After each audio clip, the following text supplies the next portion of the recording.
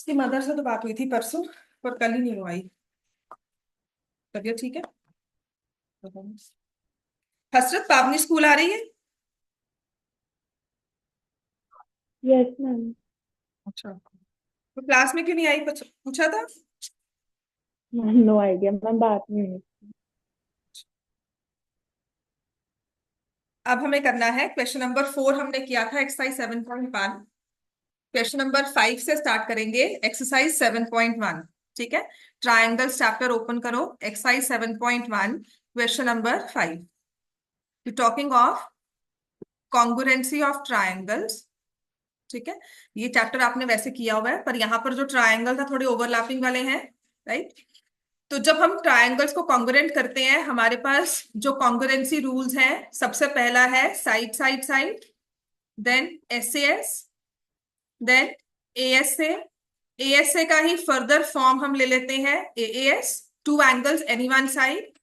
Then last हमारे पास होता है आरएचएस। बेटा यहाँ पे इंक्लूडेड साइड है, ठीक है, ये उसका एक सब पार्ट जैसे हो लेते हैं ना, कि ये तो मेन फॉर्मूला है ही है, पर अगर ये भी दिया हो तो ये कहीं ना कहीं से इस फॉर्म में बन जाएगा। तो अगर मुझे कोई भी दो एंगल्स और वन साइड दी हुई है, तो मैं उसे इंक्लूडेड साइड नहीं लेती, मैं थर्ड एंगल निकालकर इंक्लूडेड साइड नहीं बनाती हूँ, मैं डायरेक्टली इसको अप्लाई कर लेती हूँ। But if I am given any two sides and angle, ये हमारा कोई रूल नहीं है। आपको मैंने ये भी बताया था ये रूल क्यों नहीं होता, बिकॉज इससे यूज करके you can not form a unique triangle. If I give you any two sides and one angle, why it is not a condition for congruency. ऐसे से कभी कोई पूछता है ना कि ये कंडीशन कॉन्ग्रुएंसी की क्यों नहीं है, तो आप क्या जवाब दोगे? ठीक है, if sometimes anybody asks you why this condition is not apt for congruency, ऐसे से क्यों नहीं है, ठीक है, तो आपने क्या पूछना है, इसमें क्या आंसर देना है आपने, कि अगर मैं आपको एनी टू साइड्स देती हूँ, 4 centimetre, 6 centimetre, any one angle, let me say I give you an angle of 30 degrees. So if I draw a triangle with these parameters, that any two sides 6, any one side 30 degrees, and other person draws, तो उन दोनों के, हम दोनों के triangles overlap ना करें, हम दोनों के ट्राइंगल्स की शेप अलग हो सकती है। बट अगर मैंने आपको दे दिया 4 सेंटीमीटर, 6 सेंटीमीटर, और इन दोनों के इंक्लूडेड एंगल 30 डिग्री हो, तो आप जैसे मर्जी ड्रॉ कर दो, आप बेस को 6 ड्रॉ करो या बेस को 4 ड्रॉ करो, हमारे ट्राइंगल्स दोनों के कहीं ना कहीं से ओवरलैप कर जाएंगे। थोड़ी बस उनकी ट्रांसफॉर्मेशन जैसे ट्रांजिशंस करनी होती है ना, क्या कहते हैं उसको, लेफ्ट राइट रोटेशन करनी होगी, बस उसके बाद वो ट्राइंगल्स ओवरलैप कर जाएंगे। So why SSA is not a condition for congruency? Because it does not lead to drawing of one unique triangle in any case. समझ में आ गया? ये देखो ना, अब 4 पे किसी ने 30 डिग्री ड्रॉ किया और यहाँ पे 6 कट कर लिया। अब यह हो सकता है कि हमने यहाँ पर 4 लेकर मैंने 30 डिग्री ड्रॉ कर दिया। ये नहीं कि इनफाइनाइट वेज होंगे, होंगे वो 2-3 वेज ही। मैंने यहाँ पे बेस लिया 4 सेंटीमीटर, यहाँ ड्रॉ किया 30, अब इस 4 सेंटीमीटर से मैंने यहाँ पे 6 की लाइन ड्रॉ कर दी, तो ट्राइंगल फर्क आ गया ना, एक में 6 डिग्रीज पर, 6 सेंटीमीटर पे 30 डिग्रीज था, एक में किसी ऑपोजिट साइड पर उसके 30 डिग्रीज एंगल आ गया। तो the triangles might be different if I give the parameters 4, 4, 4, 6 and any one side 30। ठीक है, तो एसएसए कभी भी कंडीशन नहीं लेनी है, एसएस होती है। एएसए के साथ any two angles and one side क्यों चलता है? बिकॉज अगर ट्राइंगल में हमारा मेन रूल जिसका हम प्रूफ भी करेंगे, एएसए का थ्योरम का प्रूफ भी है, आपको रट्टा ही मारना है उसको, आफ्टर द चैप्टर हम वो कर लेंगे। ठीक है, तो उसमें क्या होता है, I take any two angles one side. Clear हो गया? तो ये तो प्रूफ हमारा मेन है ही है। अब कल आपको मैंने कोई भी दो एंगल्स दे दिए और one side which is not included, ठीक है ना, अगर इसका 30 डिग्री एंगल है और ये 40 डिग्री है, थर्ड एंगल कितना होगा? 110 डिग्री होगा एंगल सम प्रॉपर्टी से। अब किसी दूसरे ट्राइंगल में भी आ जाओ, ये एंगल 30 है और ये एंगल 40 है, तो इसका तीसरा एंगल भी तो इक्वल होगा, which we say two angles of a triangle are equal, क्योंकि उनके सम ऑफ एंगल्स 180 होते हैं, तो थर्ड एंगल भी इक्वल होगा, है ना। तो जो ए एस ए एस है ना, ये किसी ना किसी फॉर्म में ए एस से तो बन ही जाएगा। हम इसको बनाते नहीं है, एक एक्स्ट्रा स्टेप नहीं करते कि हम तीसरा एंगल निकालें और उसको ए एस से करें, हम कहें कि अगर ए एस दिया हुआ है मुझे पता है बाय लॉजिक कि वो एएसए में कन्वर्ट हो ही जाएगा, तो हम डायरेक्टली इसको यूज कर लेते हैं। समझ में आ गया कि एक एक्स्ट्रा स्टेप आपको नहीं दिया कि नहीं नहीं एएस को एएस से बनाओ और फिर उसको यूज करो, बस इतना सा काम है। So if I am given any two angles and one side, I know this will hold because तीसरा एंगल भी इक्वल होगा और वो एएसए की फॉर्म कभी भी ले सकता है। समझ में आ गया। अब आते हैं हमारे क्वेश्चन नंबर 5 पर। इस एक्सरसाइज के सारे ही क्वेश्चंस इंपॉर्टेंट है, पेपर में कौन सा आएगा वो टीचर पे डिपेंड करता है, आपके टेस्ट में वो कौन सा दे रही है पेपर में हो सकता है उससे अलग दे। प्लस पास्ट ईयर के पेपर्स देख लेना, कौन से चैप्टर्स कौन से क्वेश्चन इस पेपर में आए हुए हैं। Chapter 7 exercise 7.1 question number 5। हमारा टेस्ट ये ना, मुझे मार्क्स भी बता दो। ऋषभ तुम ऑनलाइन क्यों हो? मैम कोई था नहीं छोड़ने वाला। कि मन नहीं करा था आने का? नहीं मैम ऐसी तो नहीं है। अच्छा, अब देखो यस इसमें मैम। लिखा हुआ है line L is the bisector of angle A and B is any point on L. Question read करो। Line L is the bisector of angle A, B is any point on L. ठीक है, तो एक angle A बनाया हुआ है, draw करो। तुमने पूरा क्वेश्चन एक सॉल्व कर दिया फिगर के बिना, पावनी क्यों? इंक में जा रही थी पेन की है कि ज्यादा यूज हो जाएगा, पेन खत्म हो जाएगा हमारा, या पेपर चाहिए थे, पेपर भी मैंने दिया, पेपर बजा रही थी। फिगर ज्योमेट्री का ना क्वेश्चन टीचर की डिस्क्रिप्शन हो जाती है, वो पूरे मार्क्स कट कर सकते हैं। तुमने प्रूफ बिल्कुल सही लिखा हो, फिगर नहीं होगी ना 0 मार्क्स मिल सकते हैं। ठीक है, तो ऐसी कई हुई मेहनत खराब हो जाती है, फिगर जरूर ड्रॉ करनी है, चाहे बनी हो चाहे आपने एग्जैक्ट प्रूफ लिखा हो। No teacher is going to look on the question paper. अब आफ्टर 3-4 पेपर ना हमें पेपर याद हो जाता है कि आंसर्स भी, एमसीक्यूज भी याद हो जाते हैं कि इसका ये आंसर है, इसका ये आंसर है। ठीक है, तो आफ्टर सम टाइम ना हम सिर्फ फिगर आपकी बनी होगी, हमें पता है कि वो क्वेश्चन है, राइट, तो हम उसके साथ आपके कोई भी प्रूफ लिखा होगा वो मैच कर लेंगे। ठीक है ना, तो क्वेश्चन पेपर कोई नहीं देखता है। पेपर चेकिंग के लिए इजी बनाओ, टीचर के लिए मुश्किल नहीं बनाना। आपको एक एंगल दिया होगा, this is a rule. Question number 5 एक प्रॉपर्टी है। ठीक है, इसको एज सेपरेट आपको नहीं सिखाया गया, लेकिन इसे हम यूज करते हैं इनडायरेक्टली, अगले साल सर्कल्स में यूज करोगे। एक एंगल है, उसका बाइसेक्टर दिया हुआ है। ठीक है, तो देखो गिवन में क्या दिया है, लिखोगे हम line L is the bisector of angle A. Line L is the bisector of angle ए। ठीक है, एंगल बाइसेक्टर मतलब एंगल को दो पार्ट्स में डिवाइड किया, क्या हो गया, कितने, 20 में से नहीं। ठीक है, B is any point on L. इस लाइन पर हमने कोई भी एक पॉइंट लिया बी, और इस बी से इस वाली साइड पर परपेंडिकुलर्स ड्रॉ किए। So we draw BQ perpendicular to this particular side, और ऐसे ही यहां पर perpendicular ड्रॉ किया to this particular side। ठीक है, तो ये आ गया P। अब गिवन क्या हो गया, line L is the bisector of angle A। इसका मतलब लाइन L ने एंगल A को दो हिस्सों में डिवाइड किया, जिसे हम कहेंगे angle 1 equal to angle 2। Line L is a bisector, ये इंग्लिश में लिखा हुआ है, लेकिन हमारी मैथ्स में समझ के आती है कि दो एंगल्स बन गए, एंगल 1 एंगल 2 इक्वल है।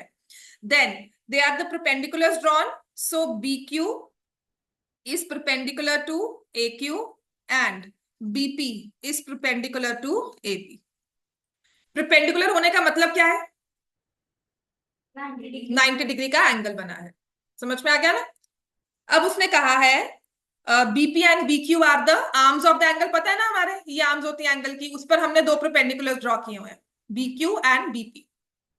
Now it says to prove, show that, तो तीन चीजें प्रूव करनी है। Triangle APB is congruent to triangle AQB, और फिर लिखा है BP is equal to BQ और B is equidistant from arms. ये पता क्यों लिखा है, क्योंकि ये प्रॉपर्टी होती थी पहले ना, ये थ्योरम की तरह यूज करते थे, प्रॉपर्टी थी, और इसको कंस्ट्रक्शंस में दिया जाता था। BQ is equidistant from arms of angle A. This is the property of angle bisector. B point जो है ना एंगल बाइसेक्टर वाली लाइन पर है, और वो हमेशा एंगल की आर्म से इक्वल डिस्टेंस पर होगा। ठीक होगी बात ये। अब पॉइंट बी कहां पर है? एंगल बाइसेक्टर पे। मैंने यही क्यों ड्रॉ किया? मैं यहां ड्रॉ कर लेती तो, यहां पे ड्रॉ कर लेती तब, ठीक है, तब भी उसका सेम पर्पस होता। तब भी अगर मैंने परपेंडिकुलर्स आर्म्स पे ड्रॉ किए होते, उनका डिस्टेंस हमेशा सेम आएगा। क्लियर हो गया? ये प्रॉपर्टी होती है एंगल बाइसेक्टर्स की। इसके बाद क्वेश्चन प्रूव करने के बाद विल राइट प्रॉपरली, उसे याद कर लेना। अभी नहीं तो क्लास टेंथ में, क्लास टेंथ में नहीं तो कभी कॉम्पिटिशन्स में जाओगे, कहीं ना कहीं आप जॉब्स के लिए अप्लाई करते हो, इंटरव्यूज होती हैं, या कुछ भी एक्स्ट्रा करते हो, तो वहां पर ये क्वेश्चन प्रॉपर्टी यूज होती है। हाँ जी। हाँ ठीक है। अब आ जाते हैं, प्रूफ करना है हमें। प्रूफ में लिखेंगे, जैसे दो ट्रायंगल्स लिखे हुए हैं कॉन्ग्रुएंसी सिंबल के साथ, उन्हीं वैसे ही लिख लो, क्योंकि वो 1-to-1 कॉरेस्पॉन्डेंस के साथ लिखे होंगे। आपको दो चीजें तो क्लियरली क्वेश्चन में मेंशन की जाएंगी, ठीक है। जैसे कि अगर मुझे कहा गया है एंगल बाइसेक्टर, उसका काम क्या है? एंगल को दो हिस्सों में डिवाइड करना। तो पहले मैंने एपीबी लिया, एपीबी में एंगल 2 लिखा है, और आई राइट पीएबी। ठीक हो गया? एंगल 1 एंगल 2 लिखते हो, ये प्रॉपर्टी मुझे प्रॉब्लम भी लगी थी आपके पेपर में। एंगल 1 एंगल 2 प्रूफ में लिखा हुआ है, यहाँ फिगर में मेंशन ही नहीं किया हुआ। If you are comfortable with 1-2 तो प्लीज फिगर में मेंशन करो, एंगल 1-2 जितना मर्जी यूज करो। लेकिन अगर आपने नहीं लिखना है तो आप पीएबी, जो हमने ट्रायंगल पहले लिखा है उसके पैरामीटर्स को पहले लिखना है, is equal to angle PAB लिखा है तो मैं 1-to-1 कॉरेस्पॉन्डेंस के साथ क्यूएबी लिखूं। ठीक है? और मैंने आपको समझाई भी थी 1-to-1 कॉरेस्पॉन्डेंस कौन सी होती है, कैसे निकालते हैं। एक ही रूल है, इक्वल साइड्स के ऑपोजिट एंगल्स, इक्वल एंगल्स के ऑपोजिट साइड्स। ठीक है? 1-to-1 कॉरेस्पॉन्डेंस लिखने का ना ये रूल याद रखना। फिगर कितनी भी कॉम्प्लिकेट हो जाए, जो एंगल्स इक्वल है, इक्वल एंगल्स, तो इनकी ऑपोजिट साइड्स इक्वल होंगी। और टेंथ में तो ये बहुत ही ज्यादा यूज करोगे। और अगर इक्वल साइड्स दी हुई है तो इनके ऑपोजिट एंगल्स इक्वल होते हैं।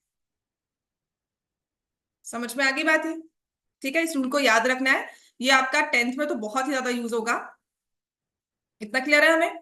और देखो, एक हमने एंगल लिख लिया इक्वल, क्योंकि हमें दिया हुआ है L is the bisector of angle A, L bisects angle A.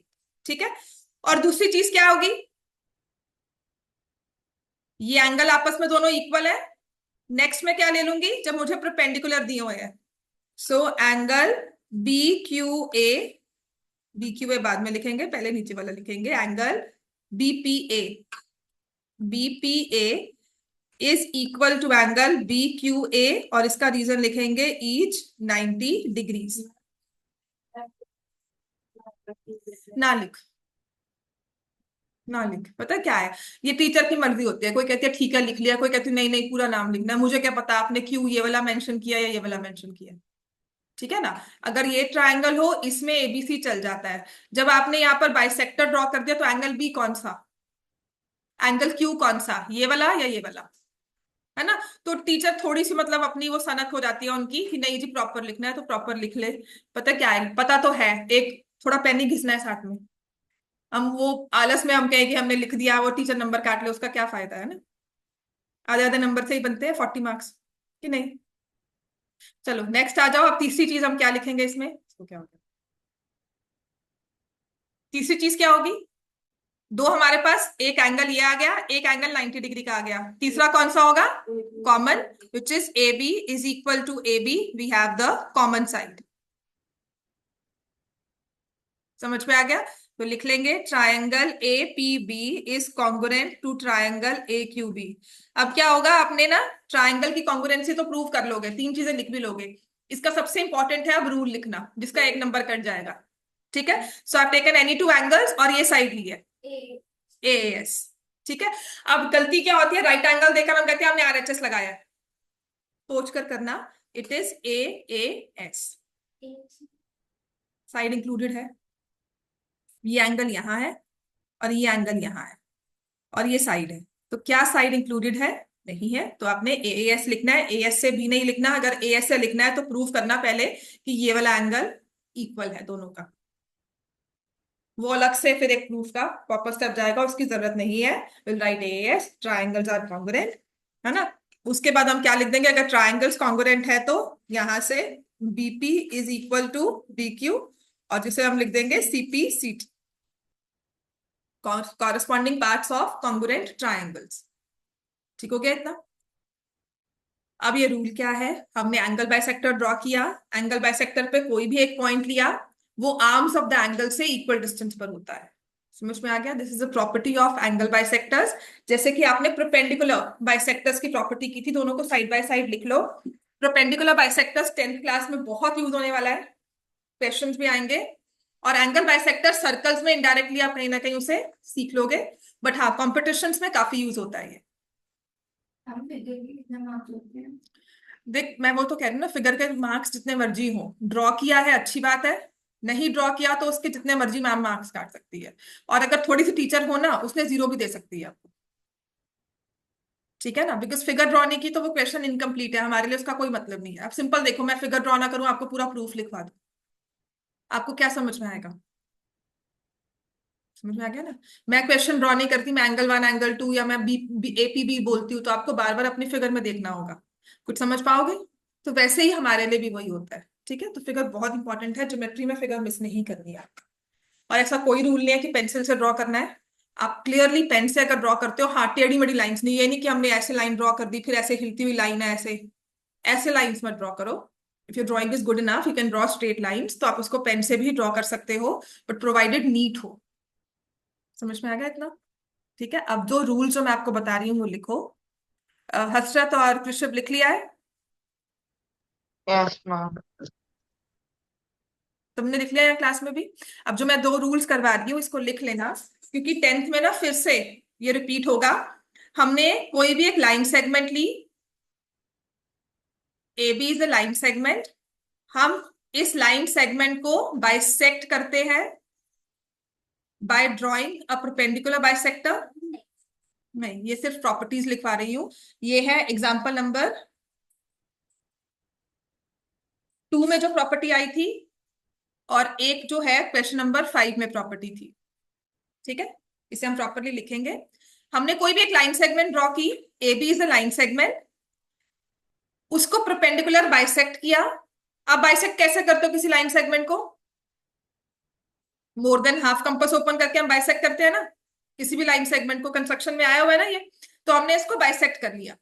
तो प्रॉपर्टी हमारी क्या थी कि इस परपेंडिकुलर बाइसेक्टर पे मैं कोई भी पॉइंट लेती हूं, ठीक है, that is equidistant from the end points of line segment, AP और बीपी हमेशा इक्वल होंगे।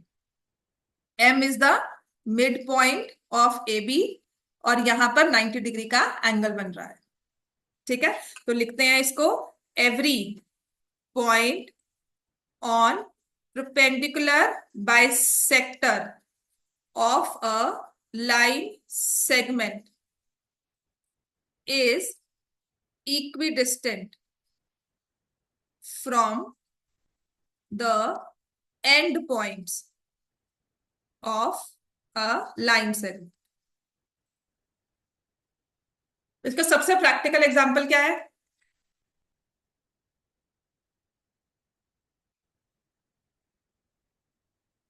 काइट को थ्रेड करते हो, है ना। तो जब उसको हमने इक्वल करना होता है तो मिड पॉइंट निकालकर एंड पॉइंट्स पर करते हैं, है ना, और फिर गांठ मारते हैं। तो सबसे एग्जांपल है ये आपकी काइट का, ये आपका बेस है काइट का। यहां पर आपने लिया जितना डिस्टेंस एपी का होगा उतना ही बीपी का होगा, तभी वो बैलेंस करती है प्रॉपर, है ना, तभी उड़ेगी, अदरवाइज नहीं उड़ती। This is a very practical concept. यहाँ पर परपेंडिकुलर बाइसेक्टर पे कोई भी एक पॉइंट हम ड्रॉ करते हैं, लाइन सेगमेंट का मिड पॉइंट लिया, उसके परपेंडिकुलर बाइसेक्टर। अब ये पॉइंट पी जो होता है ना, मूविंग होता है, इसको आप कहीं भी ले सकते हो। जैसे वो सेल्फी स्टैंड्स बनते हैं, आपने एक प्रॉपर नीचे बेस लगाते हैं, मतलब एक स्टेज लगाया हुआ है लास्ट पे, और आप देखोगे उस पे पैटर्न ड्रॉ करते हैं, सेंटर में एक रॉड सी खड़ी करके साइड्स पे वो फूलों की जो पूरी माला लगाते हैं सेंटर तक। तो जितना ये डिस्टेंस होता है यहाँ पर, उतना ही डिस्टेंस यहाँ होता है, तो हम इक्वल थ्रेड्स कट करके उसे बांध देते हैं। समझ में आ गया। अब दूसरा है एंगल बाइसेक्टर वाला रूल, कि अगर हमने किसी भी एंगल को बाइसेक्ट किया, एंगल को बाइसेक्ट करना आता है, कैसे करते हो, कंपास के साथ। यहाँ पे पॉइंट पुट किया है ना, कंपास, पहले तो हमने आर्क मार्क की, फिर यहाँ पे लिया, फिर यहाँ पे लिया, है ना, बाइसेक्ट हो गया। ऐसे ही करते हैं ना, कोई भी एंगल लिया है हमने, we draw this arc, compass को ओपन किया यहां से, है ना, और एक आर्क ड्रॉ कर दी, फिर यहां से ओपन करके एक आर्क ड्रॉ कर दी, फिर इन दोनों को ज्वाइन कर दी। क्लियर हो गया ना, एंगल बाइसेक्ट हो जाएगा। तो एंगल बाइसेक्टर का भी ये रूल होता है that if I take any point on angle bisector, so लिख every point on angle bisector is equidistant from the arms of the angle। और इक्वल डिस्टेंस कौन सा होता है, ये परपेंडिकुलर जो हम लेते हैं,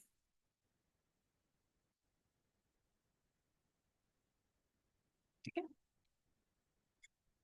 ये कंस्ट्रक्शंस में होता था प्रूफ, इसको हम प्रॉपरली ड्रॉ करके फिर ये डिस्टेंस मेजर किया करते थे कि ये बी आ गया, सो बी क्यू और बीपी डिस्टेंस कितना है। तो ये हमारे लिए चैलेंज था कि ये डिस्टेंस हमारा 0.1 भी ना बड़ा हो, यहाँ पर अगर 4 सेंटीमीटर आया तो यहाँ भी 4 ही हो, ठीक है। So back in our my 10th standard I remember drawing this, constructions में हमारा होता था, 9th में होगा मे बी, 10th में क्योंकि हमारे इसके बाद वाले रूल्स थे, सर्कम सर्कल ड्रॉ करो, इन सर्कल ड्रॉ करो। क्लियर हो गया इतना, ठीक है। अब आते हैं क्वेश्चन नंबर 6। ये एग्जाम्पल 2 की प्रॉपर्टी है और ये क्वेश्चन नंबर 5 में यूज की हुई प्रॉपर्टी है जिसे हमने प्रूव किया है। तो बेसिकली एक थ्योरम है जिसे हमने प्रूव किया है। अब आते हैं क्वेश्चन नंबर 6 पर। Question 6 another important question, question 6 ले लो या क्वेश्चन 7 ले लो, ये बहुत ही इंपॉर्टेंट है क्योंकि इसमें जो हमने रूल यूज करना है ना वो डायरेक्ट नहीं होता, उसकी थोड़ी सी हमें प्रूविंग करनी होती है। तो पहले तो फिगर कोई समझना है, ये बीसी एक बेस लिया हुआ है, यहाँ पे पॉइंट डी लिया हुआ है, एक ट्रायंगल एबीडी ड्रॉ किया, ठीक है, और ए से पॉइंट ई तक गए, ई और डी को ज्वाइन कर दिया और ए और सी को ज्वाइन कर दिया, और फिर उसने सी और ई को भी ज्वाइन कर दिया। वेरी, मतलब फिगर जितनी कॉम्प्लिकेट कर सकते थे हमने उतनी कर दी, ठीक है। गिवन क्वेश्चन में ही होता है जिसमें लिखा है ए सी इज इक्वल टू ए ई, तो ये ए सी और ए ई आपस में इक्वल है। A B is equal to A D, तो ए बी और ए डी,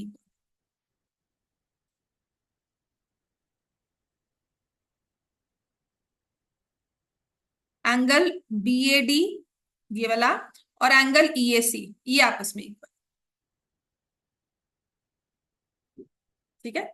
ये एंगल और ये एंगल आपस में इक्वल है, angle B A D angle E A C आपस में इक्वल है।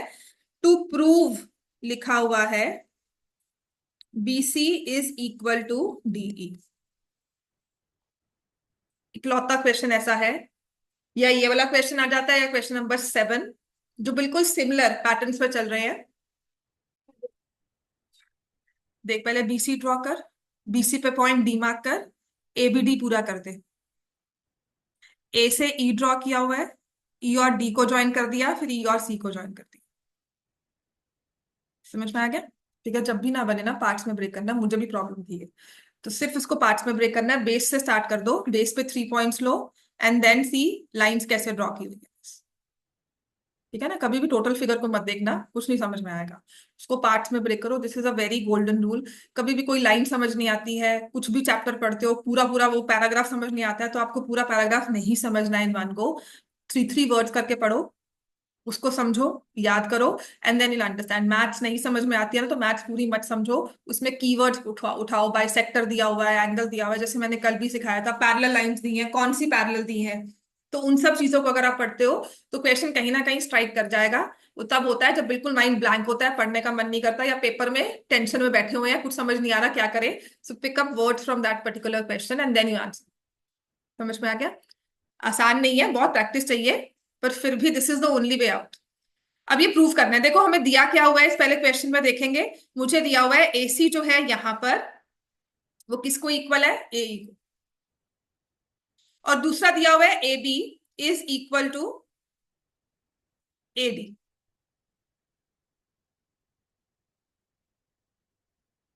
और प्रूफ करना है बीसी, ये पूरी इज इक्वल टू डीई। ठीक है, अब मैं इसको भी ड्रॉ कर देती हूँ, देखो बीसी और डीई। तो अब आपको ये देखना है कि क्या दो ट्रायंगल्स बनकर आए हैं हमारे पास जिसमें तीनों कलर्स हो। एक ये है ए बी और ये सी, और एक हो गया ए डी ई। ठीक है, देखो जो ए ई, इतना तो पता है कि ट्रायंगल्स का क्वेश्चन है तो कॉन्ग्रुएंसी प्रूव करनी है। कॉन्ग्रुएंसी के लिए दो डिफरेंट ट्रायंगल्स चाहिए। ठीक है, अब मुझे दिया हुआ है ए सी और ए ई, बड़े आराम से दिख रहा है कि ए सी ई एक ट्रायंगल बन रहा है। अब ये तो लेना नहीं होगा, क्योंकि एक ट्रायंगल में दो इक्वल साइड लेकर मैं क्या करूंगी। तो ए सी एक ट्रायंगल का पार्ट हो, ए ई दूसरे ट्रायंगल का पार्ट हो। दूसरी चीज क्या दी हुई है, ए बी और ए डी, उसको मैंने मार्क कर लिया। और जो प्रूव करना है वो उसी ट्रायंगल में से निकलेगा। कॉन्ग्रुएंसी प्रूव करने के बाद उसी का पार्ट होगा, सीपीसीटी लगाओगे। तो मुझे दिया हुआ है बीसी, तो आपने क्या करना है, ए सी ए बी या बीसी को लेकर, ए सी ए डी या बीसी को लेकर, या डीई को लेकर एक ट्रायंगल बनेगा। बात समझ में आई? तो जब मैंने ए सी ली, यहां से आई पिक्ड अप ए सी, फिर अगर मैं ए बी देखती हूं और फिर मेरे पास बीसी आ गया, सो आई गेट ट्रायंगल एबीसी। समझ में आ गई बात ये? और दूसरी ट्रायंगल कौन सी होगी, एडीई। क्लियर हो गया इतना? एडीसी में बेटा कौन सी साइड इक्वल आएगी, बस ये वाली साइड है और ये साइड है, पर किसको इक्वल है ये?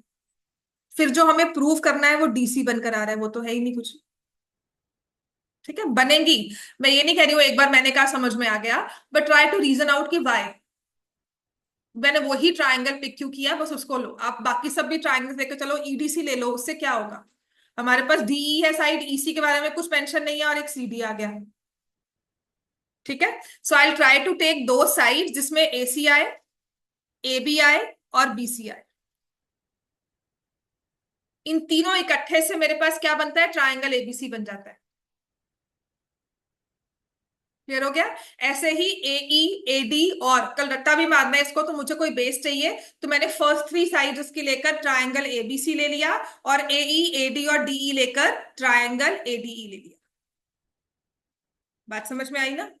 क्वेश्चन तो याद ही करना है मुझे ये। तो क्वेश्चन याद करने का रूल क्या होगा, I take these three sides in one particular triangle. अपनी फिगर देखो, ए बी ए सी और बीसी के साथ एक ट्रायंगल बना,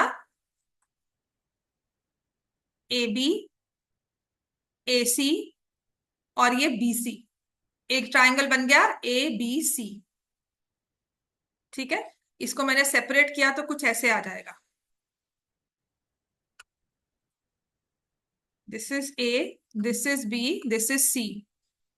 और इसी ए से यहां पर ऐसे ट्रायंगल था, ए के पास गया था यहां से डी, और ए से गया था ई, और फिर ये।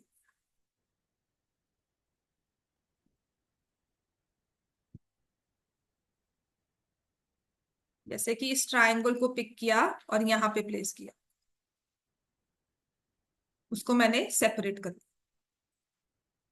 समझ में आई बात? देखो एडीई, जैसे ये ट्रायंगल था, इसको मैंने अलग से पिक कर दिया और एबीसी से सेपरेट कर दिया। अब आप देखोगे इक्वल साइड्स कौन कौन सी दी हुई है, ए बी और ए डी को इक्वल किया हुआ है, यहां से ए बी और ए डी, ए सी और ए। ठीक हो गया?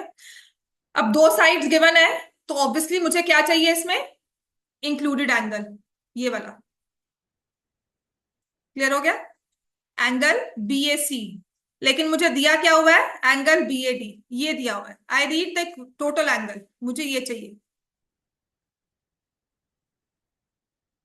ठीक है, ऐसे ही दूसरे में भी मुझे डीएई एंगल चाहिए और दिया हुआ है ईएसी। तो इस क्वेश्चन में याद ही करना है, इसको दो तीन बार प्रैक्टिस करोगे, मैं कल फिर से समझा दूंगी, आराम से इसे देखना। इंपॉर्टेंट क्वेश्चन भी है, एज इट इज पेपर में आता है। हमने क्या करना है, पहले तो ऐड करेंगे, proof angle B A D is equal to angle E A C, add angle D A C on both sides. तो एंगल बी ए डी में angle D A C add किया, एंगल ई ए सी में angle D A C add किया। ये हमारा extra काम है इसमें। इसमें डायरेक्टली एक थर्ड चीज जो हमें दी हुई है वो डायरेक्ट नहीं दी हुई। ठीक है, ये हम चैप्टर 5 करेंगे यूक्लिड्स में, वहां पर ये रूल क्लियर होगा कि दो चीजें इक्वल थी, उसमें मैंने सेम चीज ऐड की तो रिजल्ट्स भी इक्वल आएंगे। ठीक है, तो ये हमारे पास आ जाएगा, मैंने ये वाला एंगल लिया था, उसमें ये पोर्शन ऐड कर दिया, तो पूरा एंगल क्या बन गया, एंगल बीएसी। ये एंगल इक्वल था, इसमें ये पोर्शन ऐड कर दिया, तो क्या बन जाएगा, एंगल ईएडी।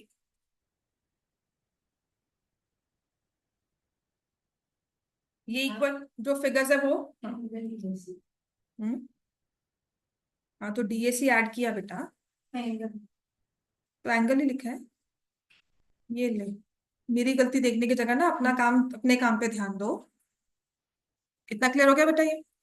यहां से अब आ जाएंगे, will write about the main triangles in triangle BAC and, अगर मैंने बीएसी लिखा है तो मैं लिखूंगी डीएई।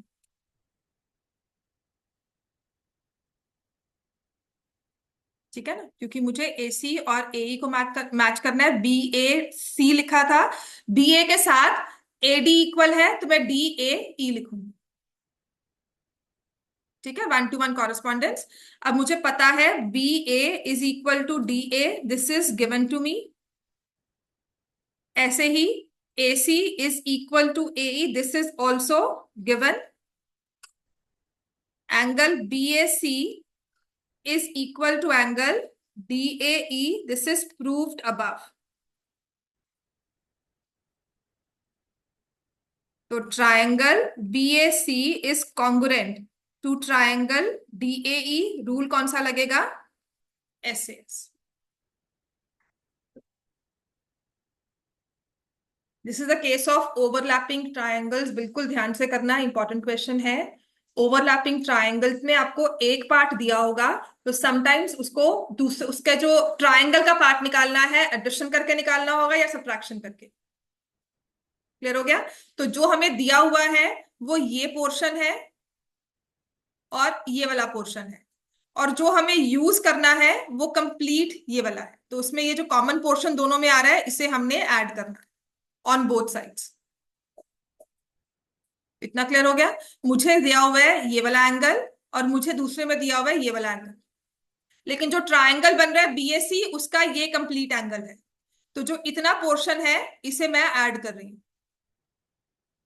दूसरे वाले में भी ये ऐड करके पूरा एंगल दूसरे ट्रायंगल का बन जाएगा। समझ में आ गई बात? ये इकलौता क्वेश्चन है, एज इट इज पेपर में आ जाएगा, इसे याद कर लेना। रूल भी क्या है आपका, AC AB और BC के साथ एक ट्रायंगल बनेगा, AE AD और DE के साथ दूसरा ट्रायंगल बनेगा।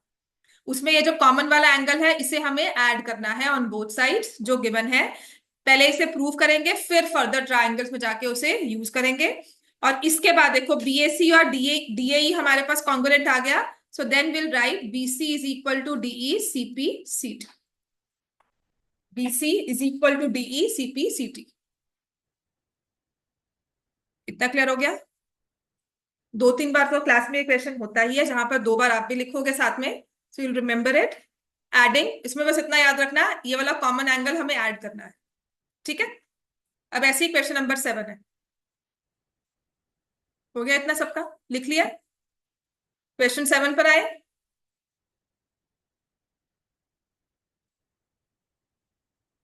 चलो, question number 7 it says AB is a line segment, P is the midpoint of that line segment। यहां से कैसे ट्रायंगल ड्रॉ किया हुआ है, यहां पर D लेकर, और एक हमने इस तरह से ड्रॉ किया हुआ है।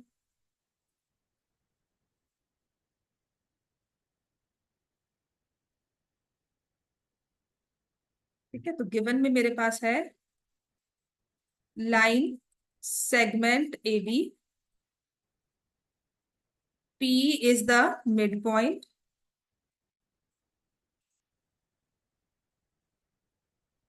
अब ये लिखना है D and E R points on same sides, लिख भी सकते हो, वरना मुझे पता है रेलिवेंट यही है कि ये दो एंगल्स आपस में इक्वल है और ये दो एंगल्स आपस में। Angle B A D is equal to angle A B E, and angle E P A is equal to angle D P B. ठीक है, तो मुझे एक ये एंगल दिया हुआ है इक्वल,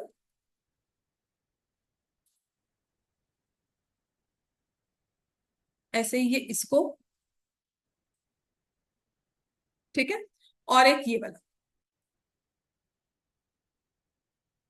अब ये क्वेश्चन इजी क्यों हो जाता है, क्योंकि जो ट्रायंगल्स कॉन्ग्रुएंट प्रूव करने हैं ना, वो डायरेक्टली इसमें लिखे हुए हैं, डीएपी कॉन्ग्रुएंट टू ईबीपी, और उसके बाद है AD is equal to B. DAP को ना मैंने अलग कर लिया, एपी बेस है, यहां पर ऐसे पॉइंट दी गया, और ये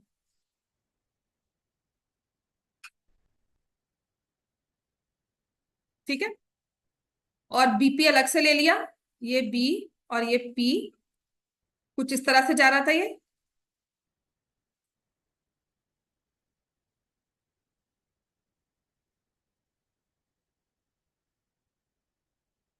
तो ये ऐसे था ना, पी से ज्वाइन था, ठीक है, मैंने इसे अलग कर दिया, पी से ज्वाइनिंग हुई थी ना यहाँ पर, और दिया क्या हुआ था आपका, ये एंगल इससे इक्वल है, ये एंगल इसके इक्वल है, अगर मैं ये एंगल लेती हूं इसके equal, so if I separate this figure, जो इक्वल दूसरा वाला एंगल दिया हुआ ना, वो पूरे ट्रायंगल का पार्ट नहीं है। बात समझ में आई? जो आपको एंगल दिया हुआ है ईपीए, ईपीए ये छोटा सा पार्ट है, ये पूरे ट्रायंगल डीएपी का पार्ट नहीं है। समझ में आ गया इतना? ये ओवरलैपिंग फिगर्स थी। आपको एक ट्रायंगल एंगल दिया हुआ है ईपीए, दिख रहा है ना towards the right hand side, angle EPA, वो पूरे ट्रायंगल का पार्ट नहीं है जिसे हमने कॉन्ग्रुएंट प्रूफ करना है। ठीक है, तो इसे हम कैसे करेंगे? हमारे पास है प्रूफ में angle EPA is equal to angle DPB, ये ईपीए है,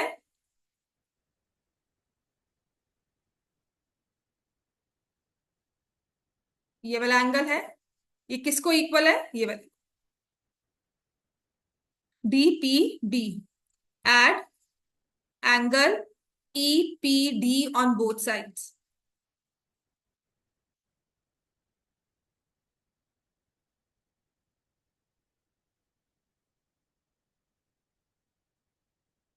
तो जब आप इसको ऐड करते हो, एंगल ईपीए में एंगल ईपीडी, और यहां से डीपीबी में ऐड किया एंगल ईपीडी, ये ईपीए में ये वाला एंगल ऐड हुआ, ये कॉमन जो था, तो क्या बन जाएगा? Angle D P A. Clear हो गया? तो यहां से मेरे पास आ गया एंगल डीपीए, और यहां से आ जाएगा एंगल ई पी बी।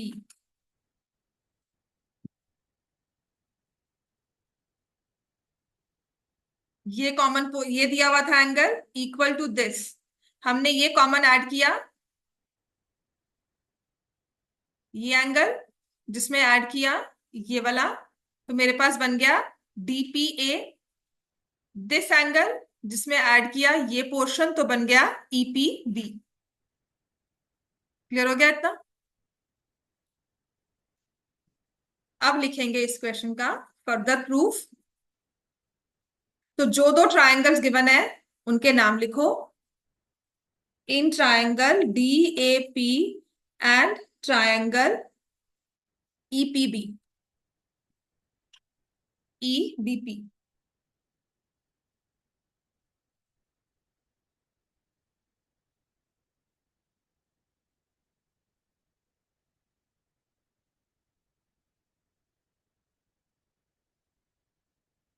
ये ट्रायंगल है, ठीक है, हमें गिवन क्या था? देखो ये वाला एंगल दूसरे वाले के इक्वल है, ये वाला, तो पहला एंगल अपने पास है, दूसरा हमने प्रूव किया है कि ये कंप्लीट एंगल और यहां पर ये कंप्लीट एंगल, और तीसरा क्या लेंगे,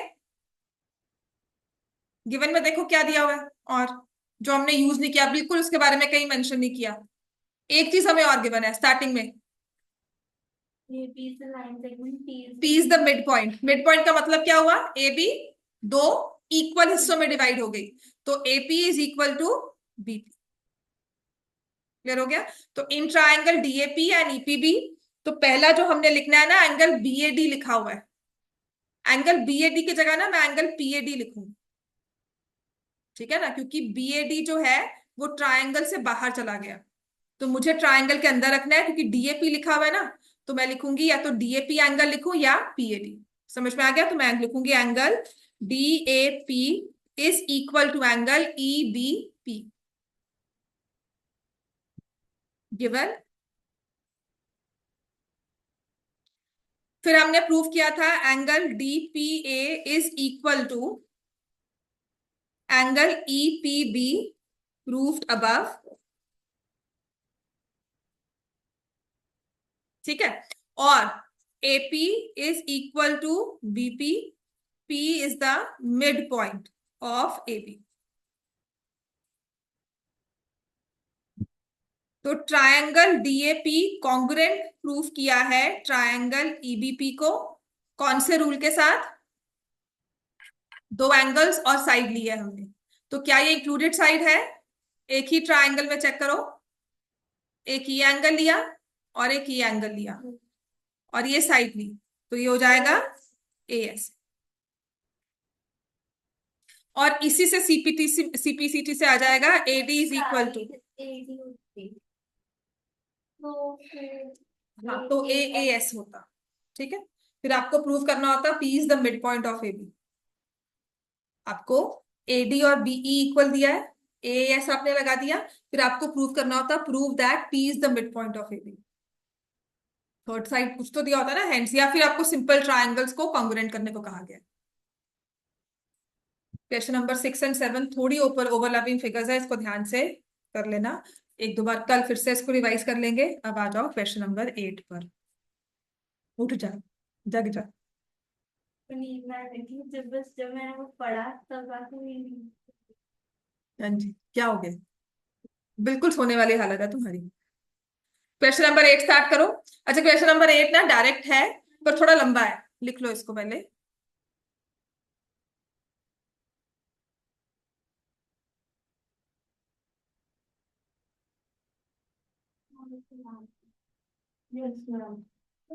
टाइम के हिसाब से लास्ट ही होगा ये, हाँ आराम से होगा, क्वेश्चन नंबर 8 है। अगर 10 मिनट में भी खत्म कर लिया तो 5 मिनट में क्या करवा लूंगी, पिछला ही कुछ रिवाइज करवाऊंगी और क्या करवाऊंगी। वेरी गुड, चलो क्वेश्चन नंबर 8 पे आओ। ठीक है बच्चे, करूँ ना इसको, लिख लिया सबने।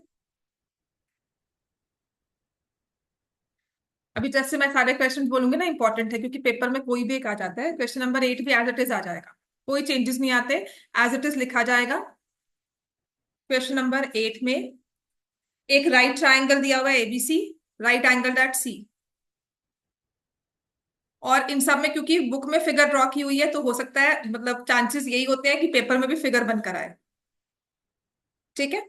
और इसमें लिखा है M is the mid point of hypotenuse A B, M इसका मिड पॉइंट है, सीएम को ज्वाइन किया और प्रोड्यूस किया पॉइंट डी तक, such that CM is equal to DM, और फिर बीडी को ज्वाइन कर दिया, ठीक है। तो जो गिवन है उसको एज इट इज लिख दो, जब कुछ ना समझ में आए ना गिवन, तो जो क्वेश्चन है उसको ऐसे चेप देना है हमने, अदरवाइज हम क्या लिखेंगे, triangle ACB right angled at C, तो इसका मतलब एंगल सी किसके इक्वल है, 90 डिग्री, या एंगल एसीबी इज 90 डिग्री, ठीक है। तो एंगल एसीबी जो है वो 90 डिग्री आ गया, M is the mid point of A B, और ये C M is produce to point D की जगह मैं सिंपल लिख दूंगी DM is equal to C M, C M is equal to DM, directly लिख दिया। क्लियर हो गया इतना? CM is equal to DM। अब प्रूफ में ये 4-5 चीजें हैं जिसे हमें प्रूफ करना है।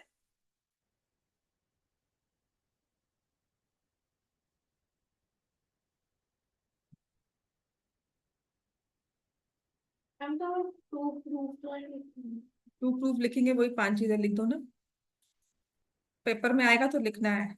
फिर आपको जब प्रूफ भी लिखना है तो पहले first part, hence first proved, hence second proved, hence third proved, और पूरा 5 मार्क्स का क्वेश्चन आएगा।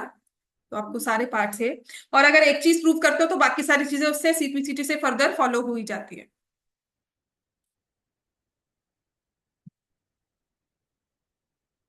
क्लियर हो गया? तो फर्स्ट पार्ट मैं प्रूव कर रही हूं, triangle AMC is congruent to triangle BMD। बड़े आराम से दोनों देखो, ट्रायंगल्स AMC और BMD, कैसे इसे प्रूव कर सकते हो, क्या क्या चीजें हमें गिवन है।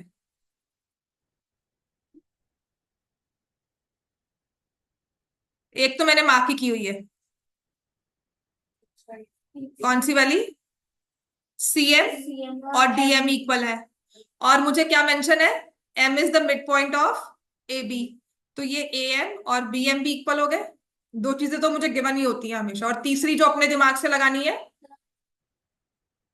राइट एंगल तो दिया नहीं हुआ ना, एक ही दिया हुआ right angle, vertically opposite angles.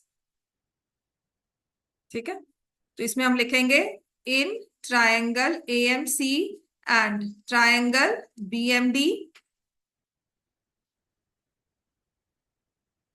AM is equal to BM, क्योंकि दिया हुआ है M is the mid point of AB। दूसरा मुझे दिया हुआ है CM is equal to DM, इसे मैं डायरेक्टली गिवन लिख दूंगी। और फिर क्योंकि M पहले वाला AMC पहले लिखा हुआ ना, तो angle AMC is equal to angle BMD, vertically opposite angles. Therefore, triangle AMC is congruent to triangle BMD। कौन से रूल के साथ?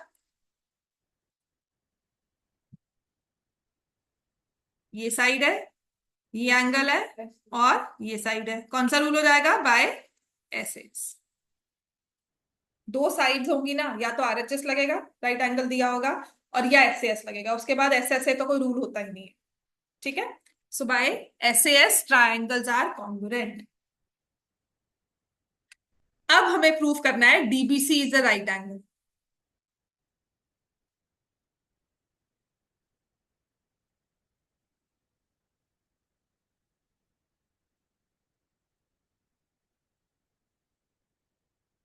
ठीक है, इतना प्रूफ कर दिया हमने। अब जब मुझे सेकंड पार्ट प्रूव करना है ना, तो पहले तो पहला पार्ट प्रूव हो गया, लिख लिया सबने ये, है ना? तो मुझे पता है कि मुझे कहीं ना कहीं फर्स्ट पार्ट को यूज करना होगा। अब उसके लिए हम क्या करते हैं, आई टेक दिस एंगल, और AMC में ये वाला एंगल 1, एंगल 2। तो सेकंड पार्ट के लिए मैं क्या लिखूंगी, triangle AMC is congruent to triangle BMD proved above, है ना? फर्स्ट पार्ट प्रूव कर दोगे, सेकंड पार्ट में लिखोगे since triangle AMC is equal to triangle BMD proved above, therefore AMC में एंगल 1 है, BMD में एंगल 2 है, इक्वल होंगे, और रूल क्या होगा? CPCT। ठीक है, आपस में कौन से एंगल्स बना रहे हैं?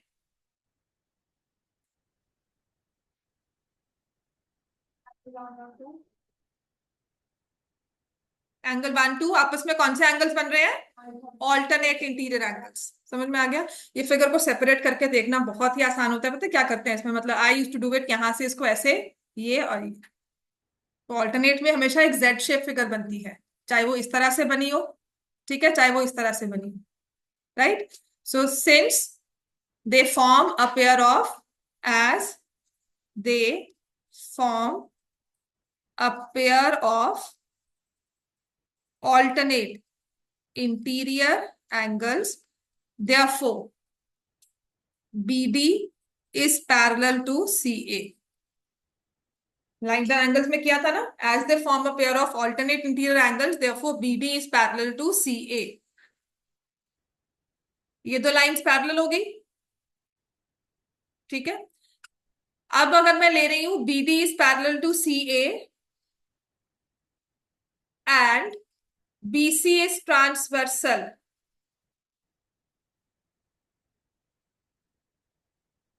Therefore angle DBC plus angle ACB किसके इक्वल हो गया? 180. Reason is co interior angles. ठीक है. अब मैंने देखो क्या लिया है, ये BD और AC आपस में पैरेलल है और ये ट्रांसवर्सल है. तो ये एंगल और ये एंगल आपस में क्या है? को इंटीरियर एंगल्स. इनका सम क्या होता है? 180. तो इसमें ACB किसके इक्वल हो गया? 90.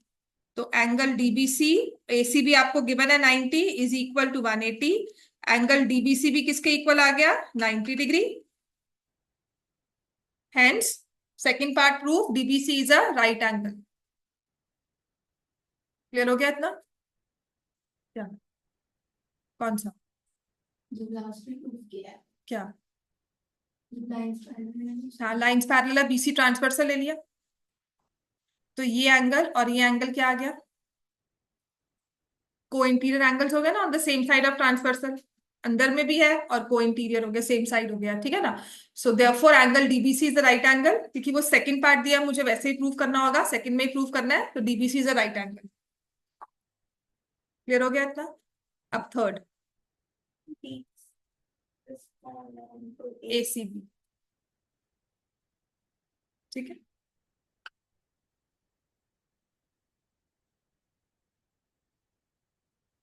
तो ओवरलैप कर रहे हैं। हाँ, ओवरलैप कर रहे हैं, तो इसमें एक कॉमन हो गया.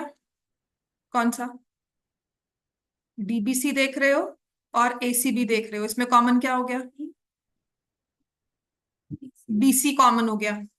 और दूसरी चीज अभी हमने प्रूव की है, 90 डिग्री एंगल हो गए. और ट्रायंगल्स हमने ये वाली ली थी, तो DB is equal to AC. तो मैं लिखूंगी triangle AMC is congruent to triangle BMD proved above. तो अपने हिसाब से अब मैंने ले लिया AC is equal to BD. ठीक है. अब जो ट्रायंगल्स कॉन्ग्रुएंट करने हैं उन्हें लिख दिया DBC एंड ट्रायंगल ACB.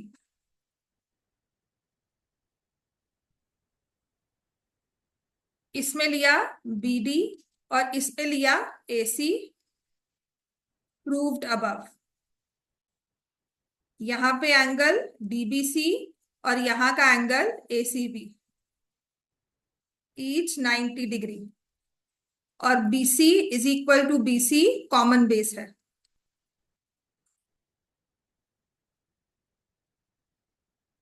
इसको कल फिर से इन 3 क्वेश्चंस को दोबारा से कल इसको रिवाइज करेंगे क्लास में. ठीक है. मुझे पता लग रहा है ये क्वेश्चंस कुछ ज्यादा अच्छे से समझ नहीं आए हैं. ठीक है. तो दे रिक्वायर टाइम इसको, क्योंकि ओवरलैपिंग फिगर्स हैं तो प्रॉपरली देखना है, प्लस एडिंग सब्ट्रैक्टिंग ऐसे लिखना होगा. आई हैड स्टूडेंट्स जो क्या करते हैं, वो जो दिया हुआ ना उसी को लिख के ट्राइंगल्स कॉन्ग्रुएंट कर देते, तो वो काम ऐसे चलाऊ काम नहीं करना है कि बस हमने प्रूव कर दिया. तो प्रॉपरली इसके प्रूफ को लिखना होगा. तो कल फिर से इन 3 क्वेश्चंस को हम रिवाइज करेंगे. BC is equal to BC common आ गया, तो triangle DBC is congruent to triangle ACB. Rule क्या हो जाएगा? एक मैंने ये साइड ली है, एक BC बेस लिया है और एक ये एंगल लिया है ऐसे. ठीक है. तो राइट एंगल जब भी हो तो जरूरी नहीं है RHS लगाए. ऐसे हो गया. तो थर्ड पार्ट प्रूव हो गया. अब फोर्थ पार्ट में प्रूव करना है CM is equal to half of AB. अब आपने जब ये ट्राइंगल लिया ये वाला और इसको प्रूव किया, तो मैंने CD और AB को इक्वल प्रूव कर दिया, CPCT. ठीक है. CD को लिखा CM प्लस DN और AB क्योंकि मेरे प्रूफ में एज इट इज है तो उसे लिख दिया AB. ठीक है. और CM और DM आपस में क्या थे? इक्वल, तो सीएम डीएम सीएम के इक्वल था, तो उसको रिप्लेस कर दिया, DM is equal to CM. CM plus P. हाँ, तो उसके बाद रिप्लेस किया बेटा, because as DM is equal to CM, तो यहाँ पर भी सीएम आ गया, तो 2cm is equal to A B, और जिससे हमारे पास आ गया CM is half of A B.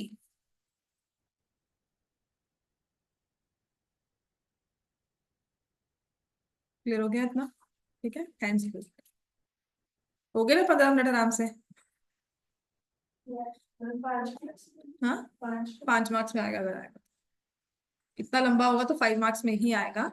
ठीक है, तो चलो ये कल 3 क्वेश्चंस फिर से रिवाइज करने हैं, दोबारा से इन्हें लिखेंगे,